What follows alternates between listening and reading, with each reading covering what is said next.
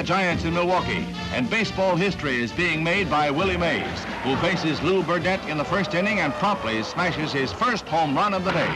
Only 8 men, including the great Lou Gehrig, have hit 4 home runs in one game. Today, Willie is joining that select circle. The Say Hey Boy was hitless in this series against the Braves until today, but he bounces back with a vengeance. His round tripper in the fourth is a 400-foot belt. The fences are bending today, for other players are on home run sprees too. Before the game's over, there'll be 10 circuit crops, including the incomparable Willie's third blast in the 6th. All hit with everything behind it.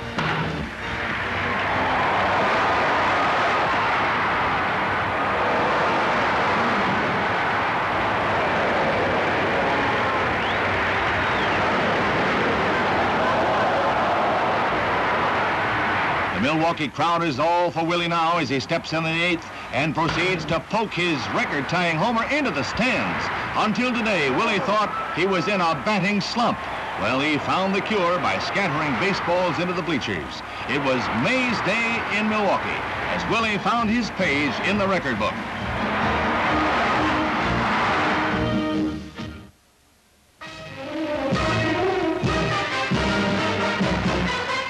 Will he or won't he question is answered by the bat of Roger Maris at New York.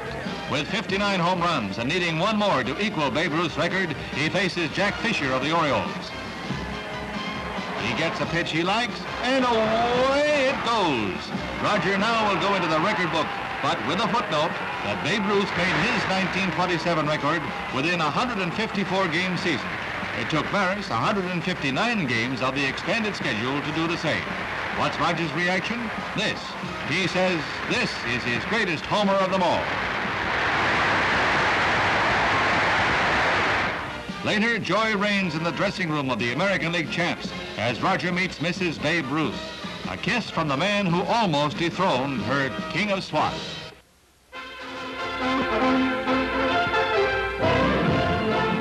The crowd in Yankee Stadium for the final game of the year is here to cheer not the Yankees, but Roger Maris, who comes through with his 61st homer for a new baseball record. It's a qualified record, however. Babe Ruth set his 1927 record of 60 homers in a shorter season of 154 games. And it took Roger 4 more games to hit 60 and 162 games to hit 61. The baseball commissioner has ruled that Ruth's record stands until someone hits 61 in the same number of games. That ruling does nothing to dull the roar of the crowd today. They won't let Roger alone until he comes out of the dugout and takes a bow. The newest Sultan of Swat, Roger has set a record that will probably stand for many years.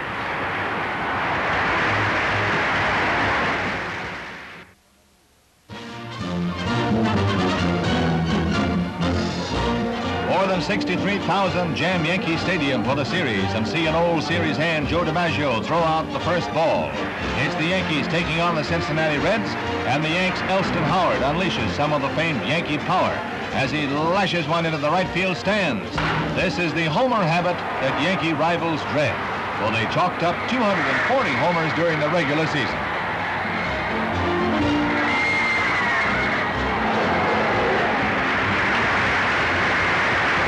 Crowd witnesses another crusher for the Reds. Escaurin faces O'Toole, who feeds him a ball that takes wings to the left field bleachers. The 2 home runs are the sum total of the scoring for today. But remember, there's always tomorrow.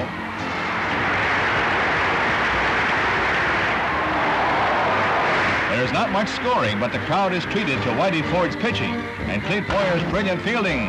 From his knees, he throws his man out. Ford sails along to a 2-hitter that is one of his best pitch games. This is his 8th World Series win, setting a new record. He gave up fewer hits than he ever has in 15 World Series games. The next day, the Reds sing a new song. This time it's Ralph Terry pitching for the Yankees, and it's Gordy Coleman's bat that rings out with the first sounds of a Red victory as he homers into the right field bleachers. With Frank Robinson on base, that puts Cincinnati ahead 2-0. The Yankees come right back in their half of the fourth as Joey J pitches a juicy one to Berra with Maris on base. Mr. Berra wastes no time in sending it all the way. Special delivery, and the game is tied up 2-all. This homer gives Berra 5 series records, including the most hits. This makes 70.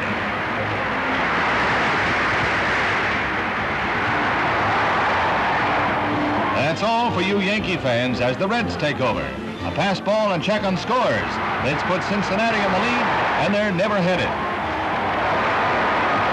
The Yankees have their last chance in the ninth, but pinch hitter Billy Gardner flies out to Casco, and the Reds win 6-2.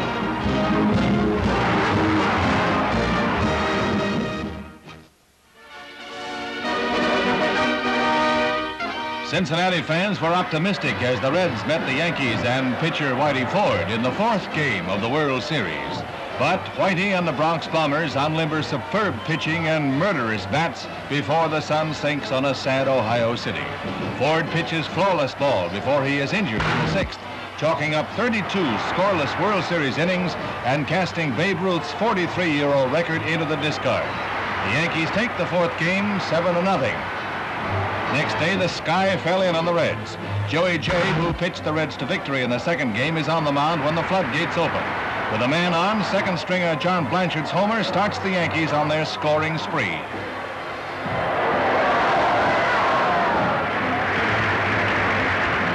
Jay is replaced by Jim Maloney after another run scores, and Hector Lopez promptly sails a triple to the right field corner, and before the first inning is over, the Yankees have 5 runs chalked up. Hometown fans see a ray of hope in the third when Frank Robinson, with 2 on, smashes one into the bleachers. This makes it 6-3 and puts the Reds back into the running. But it takes more than optimism to win ball games. The crowd finds out that the Yankees aren't fooling in the very next inning when Lopez adds a homer to his triple, and the Yankees wind up the frame with 5 more runs. In rocking 8 Red pitchers for 15 hits, they rechristen Cincinnati Beltsville on the Ohio. When Bada Pinson flies out for the Reds last out, the Yanks win their 19th World Series. The jubilant New Yorkers were steered to their crown by Ralph Houk in his first year as manager. The Yankees won with their top stars out of action or ineffective. That's fodder for the Hot Stove League.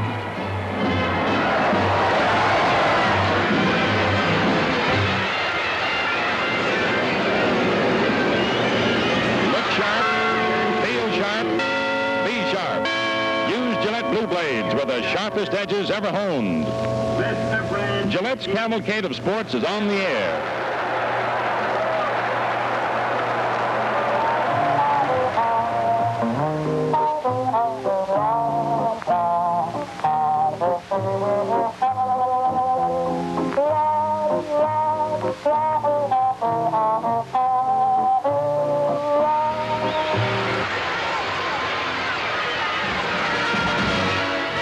The doors of baseball's Hall of Fame have swung open to admit 2 more baseball immortals, Bob Feller and Jackie Robinson. Pitcher Feller is a one-time Iowa farm boy who became the greatest pitcher of his day. He piled up 266 victories against 162 defeats in 18 seasons. He spent his entire major league career with the Cleveland Indians.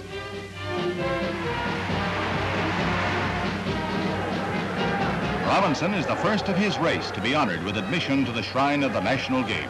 His sure fielding helped carry Brooklyn to 6 World Series with the Yankees. A murderous hitter, Jackie won the National League batting crown in 1949. In his prime, he was the game's most feared base runner. In the World Series opener of 1955, he stole home against Yogi Berra and Whitey Ford.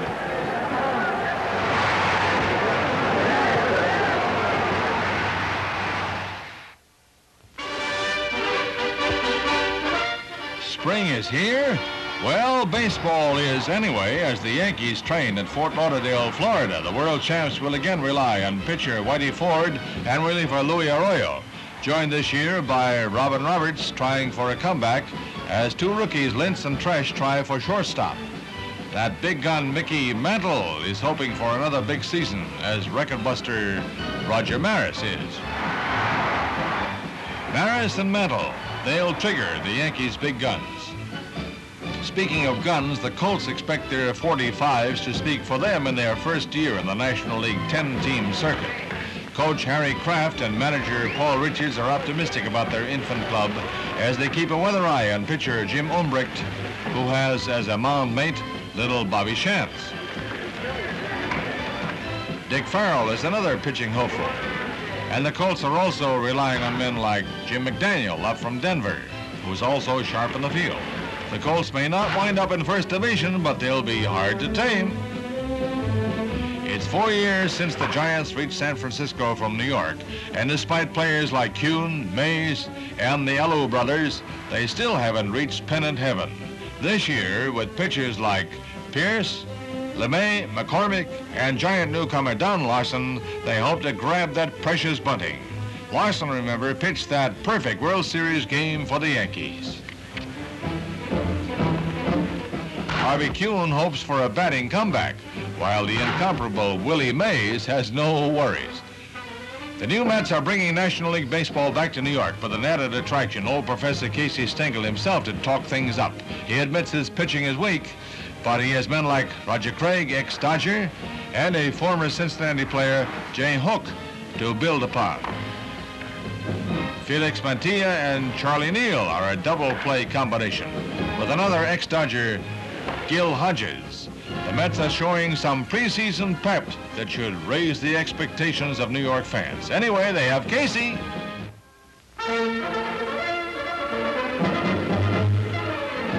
Washington's new $24 million stadium is jammed to capacity for the All-Star game between the National and American Leagues. Included in this mob of nearly 46,000 people is the nation's #1 fan who throws out the first ball. The crowd sees superb yet scoreless baseball until the 6th, when Stan Musial pinch hits a single for the Nationals. This is Stan the Man's 22nd All-Star appearance. The old pro still has plenty on the ball and bat. Maury Wills of the Dodgers goes in to run for Musial. And look at that man run as he steals second. Dick Groat of the Pirates comes through with a single, and the fleet-footed Wills comes home from second to score the first run of the game. I wonder who he's rooting for. Groat moved to third on a fly ball, and then scores on an infield tap that puts the Nationals ahead, 2-0. And the American League fans have their moments in the same 6th inning as Rich Rollins drops a hit over first base.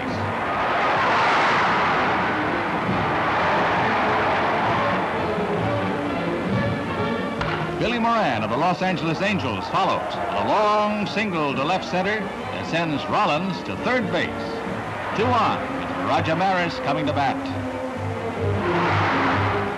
Maris smashes one toward the 400-foot mark and runs right into a case of highway robbery. Willie Mays snares it as he crashes into the fence.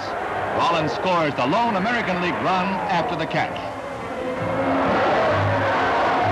Maury Wills again puts the hex sign on the American Leaguers in the 8th. On Jim Davenport's hit, Wills razzle-dazzle draws the throw to second, but he scoots safely into third.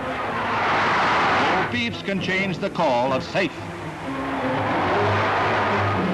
Scarcely had the crowd recovered when they see Wills take off again as Felipe Alou fouls out to right. Maury's jet-propelled burst brings in another national run. That makes it 3-1 for the National League.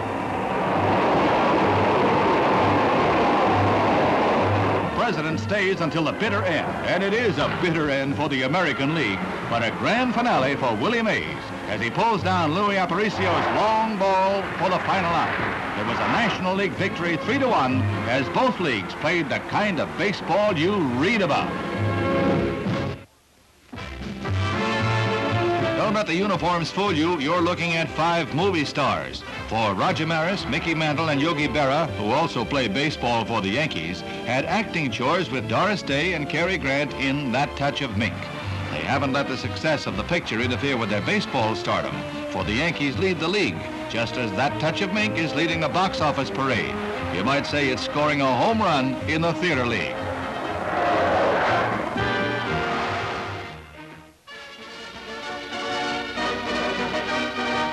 After eliminating the Dodgers in a hair-raising playoff, the Giants take on the Yankees for the World Championship. With two aboard, Yankee Roger Maris hits a long double that brings 2 runs across. The vaunted New York power casts a cloud of gloom over San Francisco's Candlestick Park, but the scrappy Giants are in there fighting. In the second inning, Willie Mays scores on a bunt by Jose Pagan, and the Giants end pitcher Whitey Ford's record of scoreless World Series innings at 33 2/3. It's 2-2 in the 7th when Yankee Cleve Boyer lifts a home run over the left field fence, and the New Yorkers go on to win the opening game 6-2. The Giants come back to win next day, and everybody moves to New York all tied up. On the home grounds, the Yankees win the 3rd game, and they start the 4th with Ford pitching a home run ball to Tom Haller in the 2nd inning. He scores Philippe Alou ahead of him, and the Giants go in front 2-0 and stay ahead the rest of the way.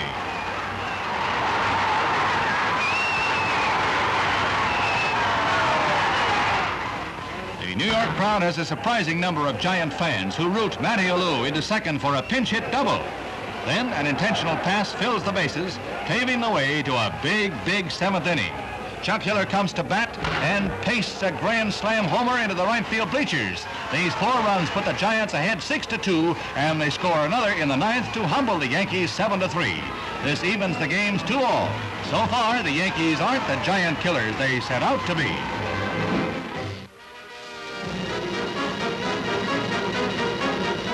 $44,000 fans in Candlestick Park for the 7th and final World Series game. See the first scoring action in the 5th inning as Yankee Bill Skowron singles. This is a nip-and-tuck ball game, a game that decides the title. With Skowron on first, Cleve Boyer singles sharply to left center. The ball is long enough to send Skowron to 3rd as the throw comes into 2nd.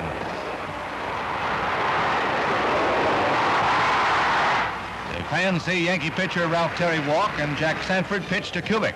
Skowron scores on the double play ball, and that lone run is destined to be the biggest the Yankees scored all season.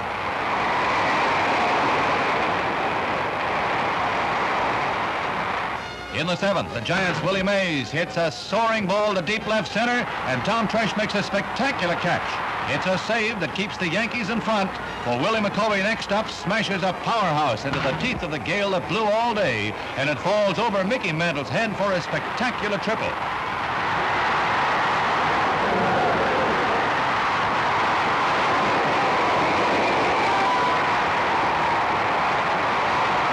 Giant fans keep their fingers crossed, but Terry comes through to strike out Orlando Cepeda and end the threat.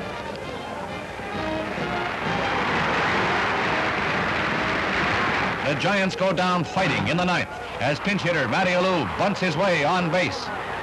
Then 2 men strike out, bringing to bat the mighty Willie Mays, San Francisco's last hope.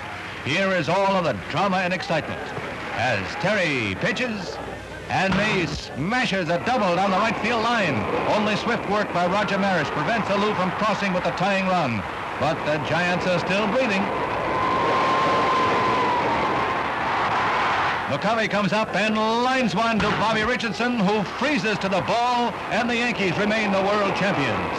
The New Yorkers swarm over pitcher Ralph Terry in jubilation as they prepare to celebrate their 20th World Series victory, a record far ahead of any other team in history.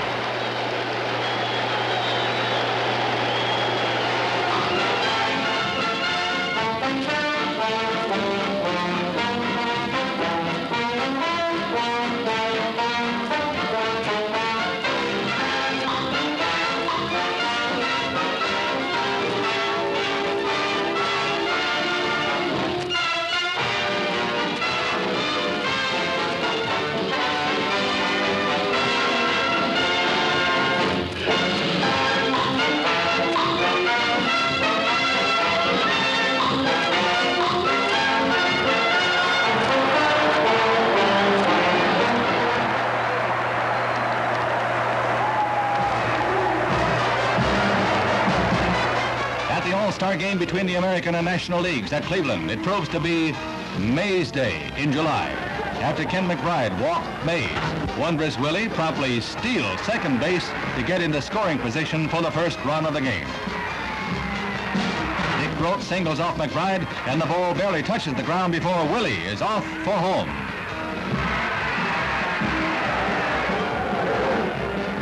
The American League ties it up, but the Nationals come right back in the third as Willie singles to score Hank Aaron. As Willie goes down to first base, he's got larceny in his heart again, as the crowd soon sees. Mays is off for second so fast the catcher Earl Batty doesn't bother to throw. When Ed Bealey comes up with a one-bagger, Mr. Mays is around for another run. For the day, he has 2 stolen bases, 2 runs batted in, and 2 runs scored. The American League bounces right back in the same inning. A single by Frank Malzone drives in Albie Pearson. Then another single by Earl Batty, and Malzone's run ties it up 3-3. That's the way it remains until the 5th. The only error of the game comes as Bill White slaps one to Malzone at third. His toss to Bobby Richardson at second is bad, and Tommy Davis goes to third on the throw.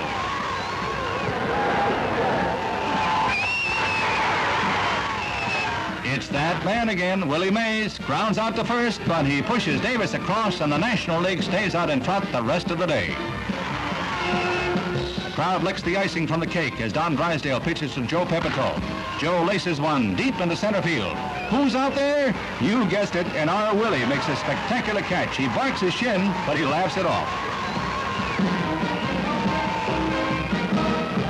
Bobby Richardson ends any American League threat in the 9th when he lines into a double play. The Nats take it 5-3 with a little help from wondrous Willie Mays. Stan Musial, one of baseball's immortals, is retiring after a fabulous career that spanned 22 years. Stan the Man has a unique corkscrew batting stance, a style that enabled him to chalk up an incredible lifetime batting average of .332. In the field, he is fleet-footed and eagle-eyed. He gives every play all he's got. Circus catches are routine to Stan. At a St. Louis Cardinal picnic, his fellow players are taken by surprise at the announcement. He spent all of his 22 years in big league baseball with the Cards and will now take a front office job. Also moved to tears is Mrs. Musial. Little Lil, who cheered his successes, shared his disappointments. When this season closes, baseball fans will no longer thrill to scenes like these. This is but one of 472 home runs Stan hit during his career. The last innings for a man who brought greatness to our national sport. When the cheers fade away, there will always remain fond memories of Stan Musial. Stan, the Man.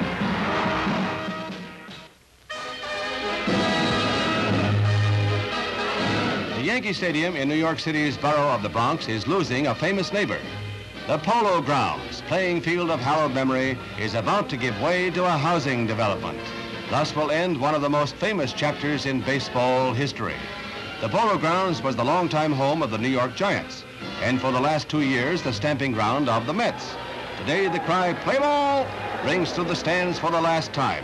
Only 1,752 fans are on hand to see the Phillies whip the Mets 5-1, and it's a quiet wait. The Mets have a firm grip on last place, 45 games back at the Los Angeles Dodgers. That doesn't discourage the old master, Casey Stengel. His number 37 is prominent at the pitcher's mound at each crucial moment.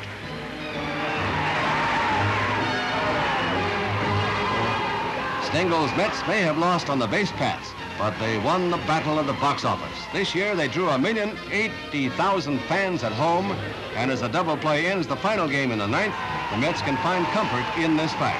In 1963, they drew 150,000 more fans through the turnstiles than they did last year, their first season. Now, except for an occasional football game this fall, crowds will no longer pour into the Polo Grounds. The home of McGraw, Terry Batherson, is no more. With his wife, Edna, Casey says farewell. It seems that the only thing in baseball that goes on forever is old Marse Casey himself.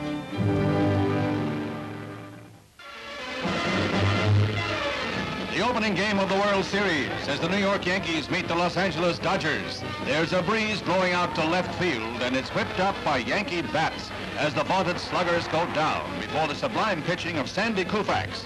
The Dodgers lefty is heading for a series record of 15 strikeouts.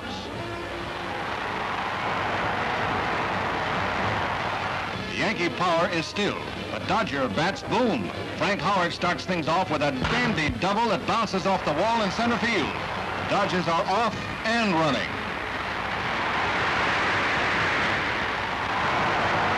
Moose Skowron writes a tale of poetic justice with his bat.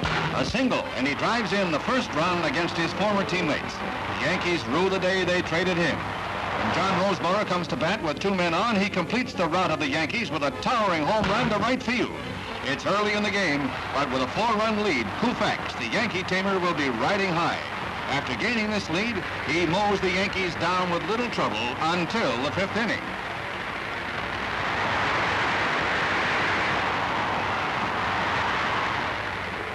Three quick hits by the Yankees load the bases, but Koufax gets Hector Lopez swinging to end the threat.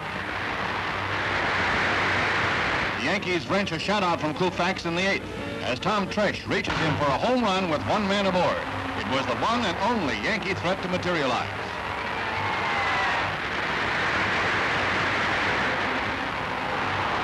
Even Yankee fans are rooting for Koufax to break the strikeout record, and he does it by fanning the last man, pinch hitter Harry Bright. Koufax was the man with the golden arm. The next day, it was almost a replay. Superb Dodger pitching and hitting. With speedy Maury Wills on base in the 1st inning, pitcher Al Downing tries to pick him off, and Wills is on second in a flash, safe on a wide throw. Wills on second, Junior Gilliam gets on, and when a double is whipped through to right field by Willie Davis, the Dodgers climb right out in front, 2-0. Just like on opening day, they are never headed in this second game.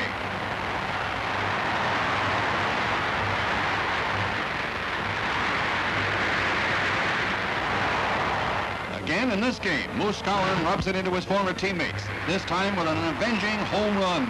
So the Dodgers head west to take on the Yankees on their own home grounds, leading 2-0.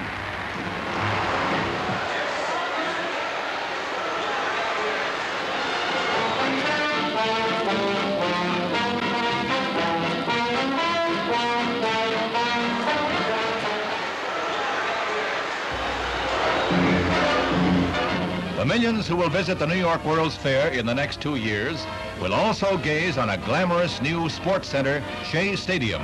The spanking new park is dedicated by Mayor Robert Wagner and manager Casey Stengel of the New York Mets, who have found a new home.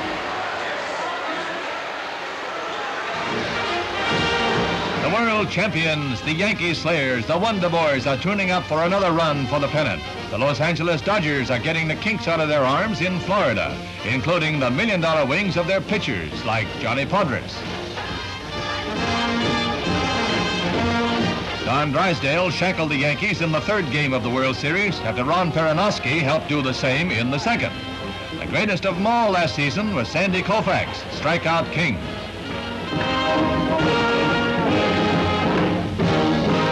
Manager Walt Alston has high hopes for old-timers like 3rd baseman Junior Gilliam. Wally Moon is back again in the outfield. Catcher John Roseboro hopes to improve his .236 average, while Ron Fairly did fairly well at .271. Willie Davis had a good year and a good World Series, but no one topped Tommy Davis, National League batting champ. Will they raise that banner again?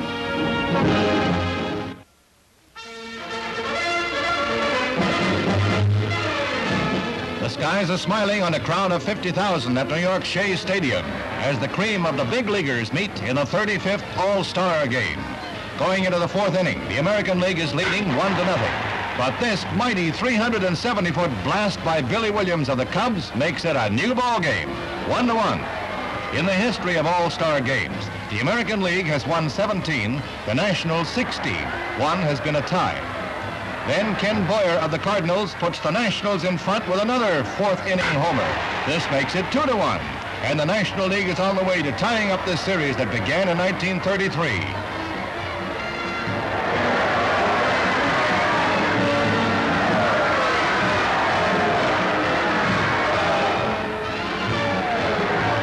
Dick Grote comes through in the next inning with a double that gets by Harmon Killebrew of the Twins, and that sends another national run across as Roberto Clemente of the Pirates makes it 3-1.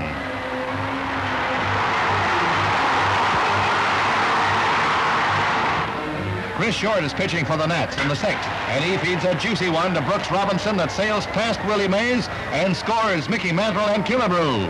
Robinson winds up with a triple, and the old ball game is tied up once more, 3-3.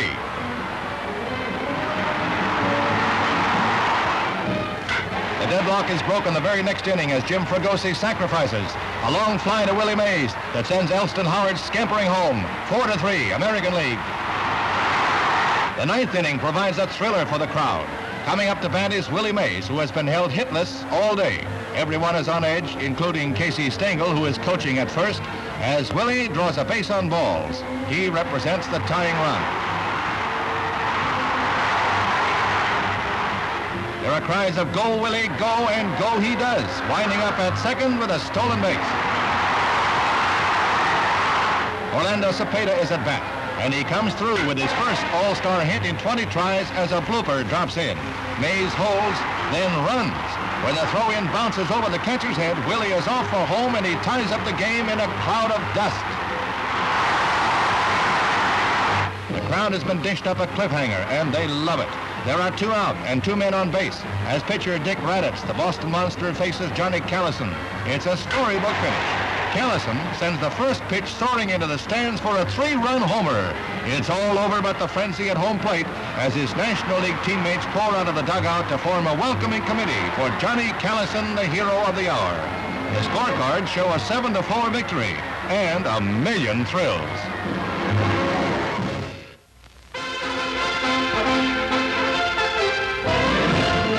After winning out in the National League race by a nose, the St. Louis Cardinals take on the Yankees in the World Series. It's Meet Me in St. Louis, as a capacity crowd in Busch Stadium see Yankee pitcher Whitey Ford left go against Ray Sadecki.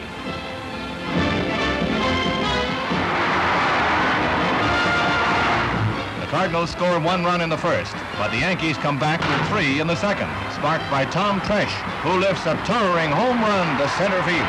It's in the stands, and he's home free, scoring Elston Howard ahead of him. The Yankees are the betting favorites, but the hometown crowd will never say die. Even when Yankee pitcher Whitey Ford singles home the 3rd run of the inning. That makes it 3-1 Yankees. The Cards have their big inning in the 6th. Mike Shannon gets things rolling with a home run that has the scoreboard reading 4-4 as he sends Ken Boyer home ahead of him. Ironically, Shannon spent a part of this season in the minors because of his weak hitting. Come home, Mike. All is forgiven in St. Louis.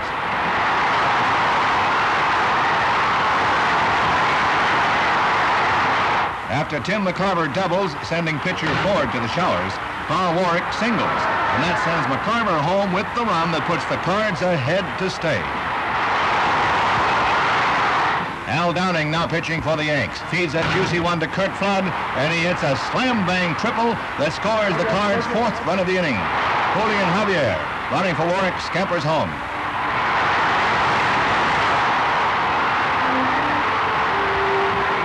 In the 8th, the Cards sew it up when Flood singles, sending another run across as Shannon scores.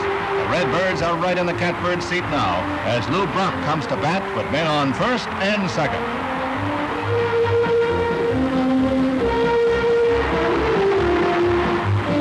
Brock ties the final knot that hog-ties the Yankees as he doubles to send pinch runner Buchek and Curt Flood across for the final runs of the game.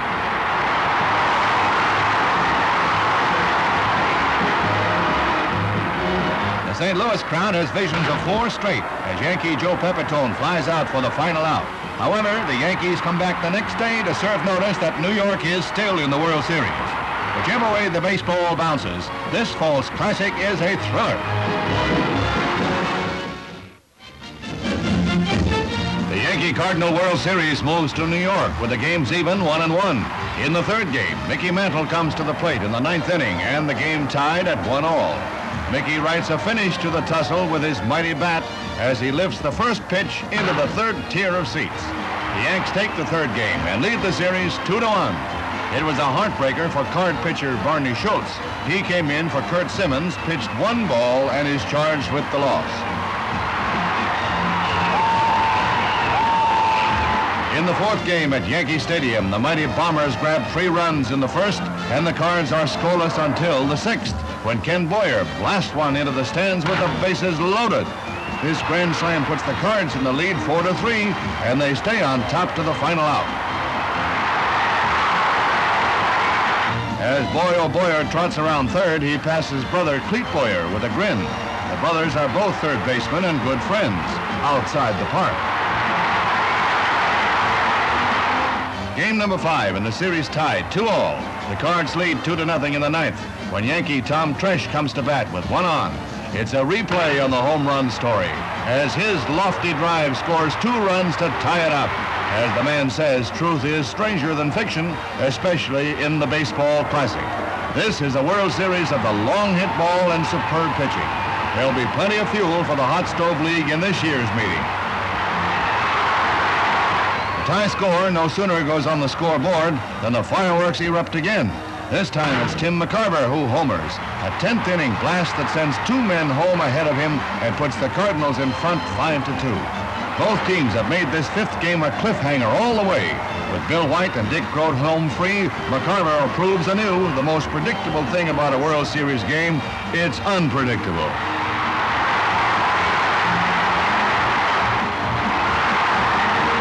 The Yankees make their last stand in the bottom of the 10th inning. With 2 down, a Maris pop fly heading for the stands is snatched by Ken Boyer. And the hero of the Grand Slam homer in the 4th game helps the Cards take another Yankee scalp. Now it's back to St. Louis for the grand finale.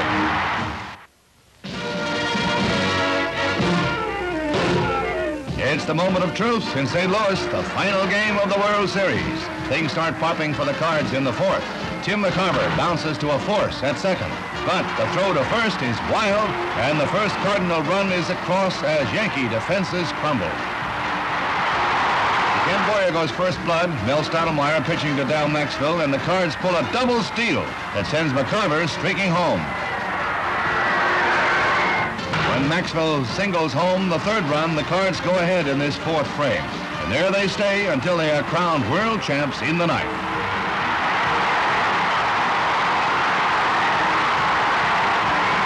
The Yankees attempt a comeback in the 6th as Mickey Mantle hits a home run to the opposite field with 2 men on.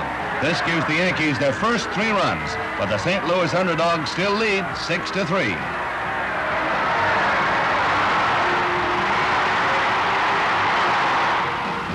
Ken Boyer, Cardinal hero of an earlier game with a bases-loaded homer, comes up with another Cardinal 4-bagger to make it 7-3. The Yanks cause a flurry in the hearts of the hometown fans with 2 homers in the 9th inning.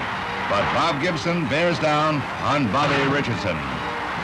Gibson gets Bobby to pop out, and for the first time since 1946, the St. Louis Cardinals win a World Series, a series that will be replayed time and again through the long, cold winter.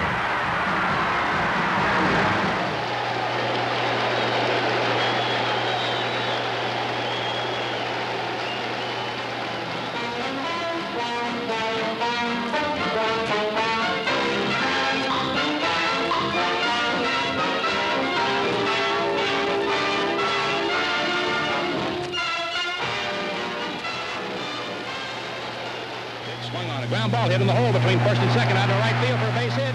A run-producing single to right field.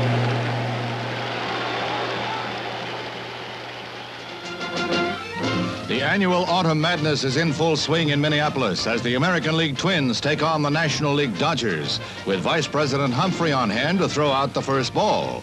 He's warming up to take over for President Johnson. Mudcat Grant feeds a home run pitch to Dodger Ron Fairly in the 2nd inning. And for a moment, the Dodgers are in front. The National Leaguers are favored. But before this game is over, the Minnesota Twins will have them seeing double. Dodger Don Drysdale doesn't have his stuff today. Don Mincher's home run, also in the 2nd, foreshadows things to come in the very next inning. Mincher's homer makes him the 4th man in history to hit a round tripper in his first World Series. Frank Frank Quilisi opens the third inning assault on Dodger Drysdale with a hit inside the third base line that he stretches into a double. After Frank's hit, the Twins pitcher, Grant, bunts his way on. So with no one out, up to the plate stepped Zolio Vasales to fire the shot heard across the northern prairies. A 3-run homer that puts the Twins in front 4-1. From now on in, the Twins could coast home. But this fateful third inning isn't over yet. The dust no sooner settles on the base paths than the Twins put Valdespino, Killebrew, and Mincher on base. This brings up Earl Batty, who strokes it over second base for a single that brings in 2 more runs for the Twins. What they need is a traffic cop on those baselines. That makes it 6-1, and the Twins are hungry for more.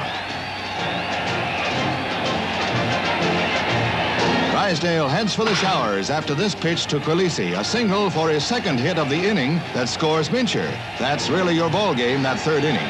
Minnesota scores 1 more run in the 6th, and the Dodgers chalk up 1 in the 9th. But then Grant pours it on to Jim Gilliam, who flies out to end the game, Twins 8, Dodgers 2. The next day, Minnesota makes it a twin killing by taking the second game 5-1. When the Dodgers headed back for Los Angeles, they were asking, what happened?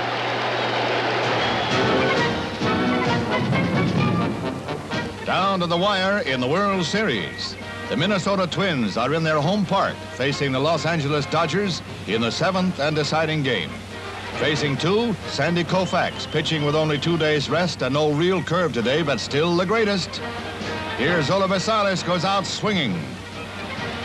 Strikeout victim number 2, Earl Batty. Koufax gets the support he needs in the 4th inning. Lou Johnson's drive hits the screen on the left field foul pole for a home run. Johnson happily applauds himself en route home, a familiar gesture for this 32-year-old veteran who at last plays a starring role in baseball's classic.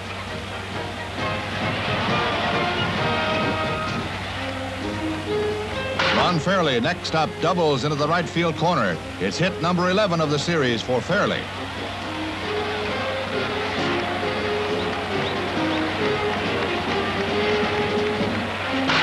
Wes Parker swings away just when Minnesota was expecting the sacrifice. Fairley races home with the second Dodger run.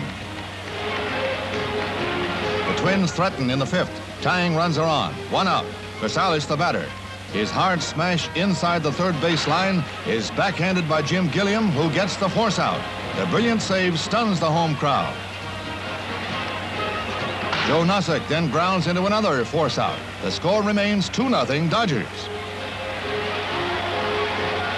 Bottom of the 9th, 1 out. Harmon Killebrew singles. Koufax had retired 12 straight until this hit, only the 3rd of the game for Minnesota. Koufax has gone to his fastball. Earl Batty strikes out. With 2 down, the batter is Bob Allison.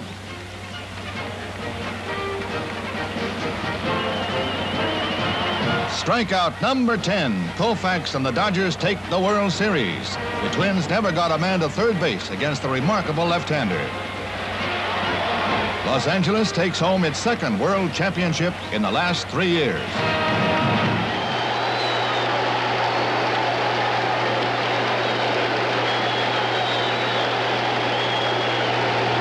Joe with that classic stance of his, bat cocked up off his right shoulder. On the next pitch, swings and sends a long drive. It stays fair and go all the way. It is going. It is going. It is gone.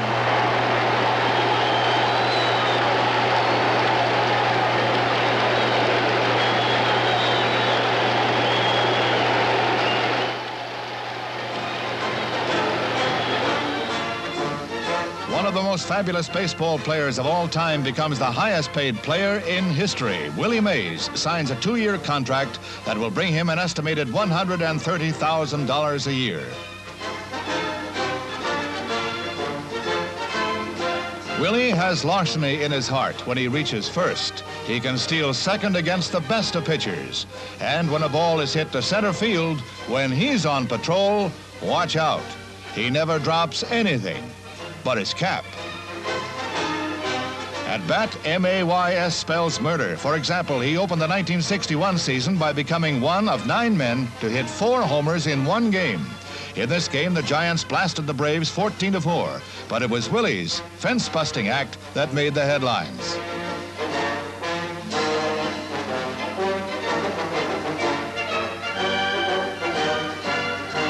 Smiling Willie has been called one of the greatest natural hitters to come down the pike in decades. Now he has hit the biggest home run in baseball's financial records. No one deserves it more.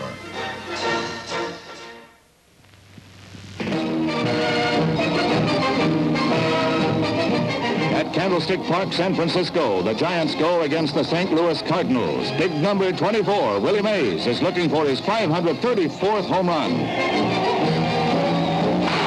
Willie connects in the third inning, sending the ball far over the right field fence.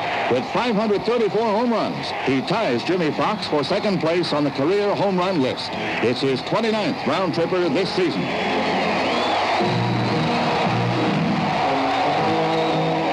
The next day, 32,000 fans come to the park to see if wonderful Willie can do it again and break Fox's record. 35-year-old Mays hit 52 homers last year and earned the Most Valuable Player award. And Willie ties into a 3-2 pitch off Ray Washburn in the fourth. Drives it over the right field fence as youngsters scramble for the ball. His 535th career home run tops Jimmy Foxx and gives Mays sole possession of second place in total home runs hit. He also becomes the greatest right-handed home run hitter in baseball history.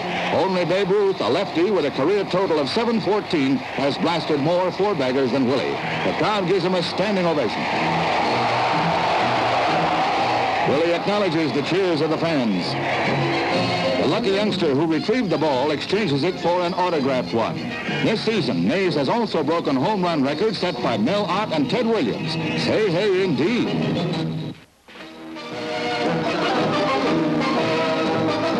Dodger Stadium in Los Angeles, setting for the opening game of the 63rd World Series. The Baltimore Orioles are the underdogs as they face the National League champs. The big action explodes early. Baltimore's Frank Robinson in the first inning sends a 350-foot homer into the left field stands. Don Drysdale had walked Russ Snyder just before Robinson, so the homer brings 2 runs across, and Baltimore jumps into an early 2-0 lead. For Robinson, it's his second World Series four-bagger. He hit one against the Yankees in 1961. Brooks Robinson is the very next batter to face Drysdale, and he puts one into the stands in almost the same spot. It's the 24th home run of the year for Brooks, and it gives the Orioles a 3-run lead over the Dodgers, all in the first inning. Dodgers second baseman Jim Lefebvre lifts Los Angeles fans out of their seats with a second inning homer off Baltimore starter Dave McNally. Lefebvre's round tripper makes it 4-1 Baltimore, since the Orioles had scored once more in the second. McNally delivers to John Roseboro with 2 on. Roseboro is robbed by Russ Snyder's great catch in right center. Parker and Gilliam have to race back to second and first. Mo Grabowski relieves McNally in the third and begins a record-breaking performance of World Series strikeouts by a relief pitcher. He fans 11, 6 in a row to tie another series record. Grabowski wins it for Baltimore 5-2, allowing only 1 single in 6 innings. The Orioles then win the second game, 6-0. Next stop, Baltimore for game number 3.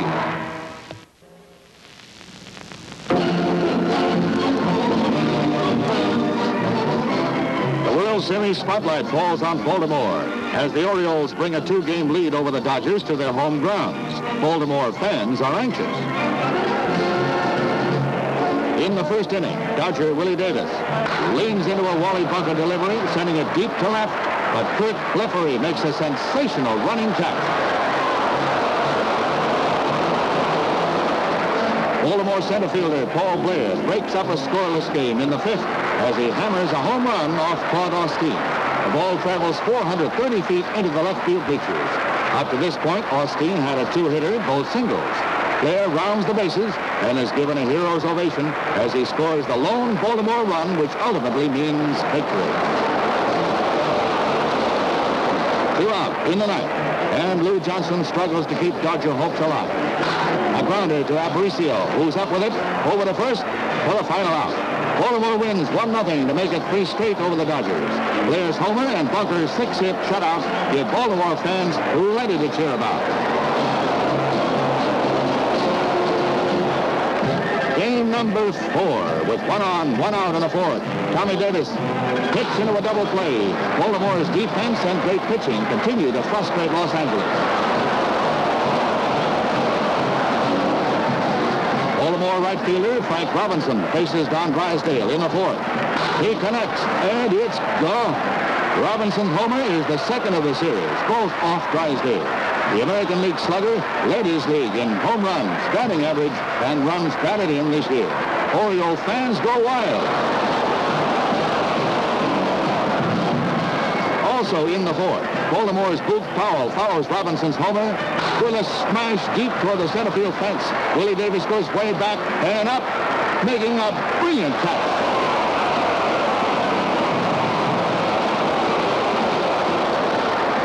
Dodgers Jim Lefebvre. A long ball that could mean extra bases, but it's not to be. And Baltimore continues to play tight defensive baseball. Now the fans sense victory. Dave McNally pitches to Al Ferrara in the 9th. With 1 out, a single to center. The tension builds for Oriole manager Hank Bauer. Now with 2 out, 2 on, Lou Johnson hits a high fly to center field. Paul Blair is under it, and he makes the put out. Baltimore wins 1-0, sweeping the series in 4 straight over the Dodgers.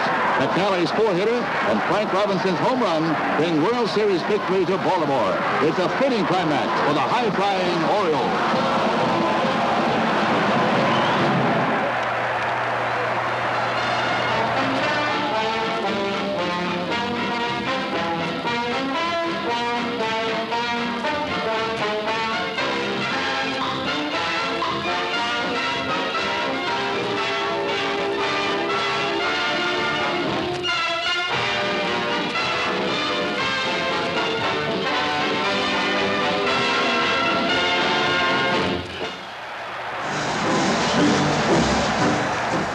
Boston's Fenway Park is the setting for the 2-day finale of the tightest American League race in history. Vice President Humphrey of Minnesota and Senator Edward Kennedy of Massachusetts are set to cheer the Twins and Red Sox respectively. Boston must win 2 from Minnesota. In the 7th inning, Carl Yastrzemski blasts a 3-run homer to give the Red Sox victory 6-4. Yaz ultimately winds up with the Triple Crown in batting. This home run was number 44, one more than any other left-hander in Boston history, eclipsing Ted Williams' record.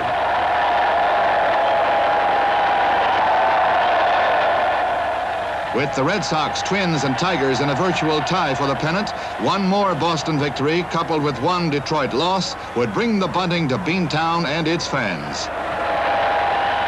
Final day, 2-all in the 6th. Boston's Harrelson hits a high bounder to Vasilis, who fires it home too late to get Dalton Jones, who scores the tiebreaker. A wild pitch by Worthington scores another Red Sox run, making it 4-2, and the Boston fans get pennant fever. Reggie Smith cracks a hard grounder to first. It bounces off Killebrew, and Boston has a 5-run inning. With a 2-run lead in the 9th, a short pop to Petrocelli ends it, and Boston wins the American League pennant for the first time in 21 years in a rags-to-riches comeback.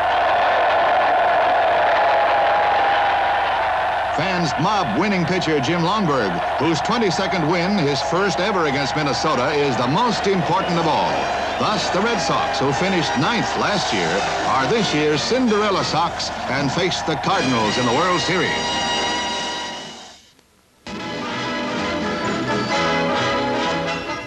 Series opener, Red Sox against the Cardinals, and in the 3rd inning, Redbird Lou Brock gets his second of 4 hits to equal the series record. At this point, it was a scoreless tie. Santiago delivers to Curt Flood, who smashes a double, advancing the fleet-footed Brock to 3rd base, and the Cardinals have been in scoring position for the 3rd consecutive inning. Former Yankee Roger Maris bounces out to first baseman George Scott, but Brock scores. St. Louis 1, Boston 0. Pitcher Santiago ties up the ball game with a 3rd inning home run into the screen atop the left field fence, making it 1-all. But Cardinal ace Bob Gibson shackles the Red Sox batters, allowing only 6 hits and striking out 10 Boston sluggers, 9 of them in the first 5 innings. This is the only run which prevents Gibson from pitching a World Series shutout. 4th inning, Brock smashes a ground single past short. Yastrzemski races in and fires home to nail Julian Javier trying to score from second. It's one of the fielding gems of the day. Brock singles to open the 7th, then steals second for the 2nd time in the game.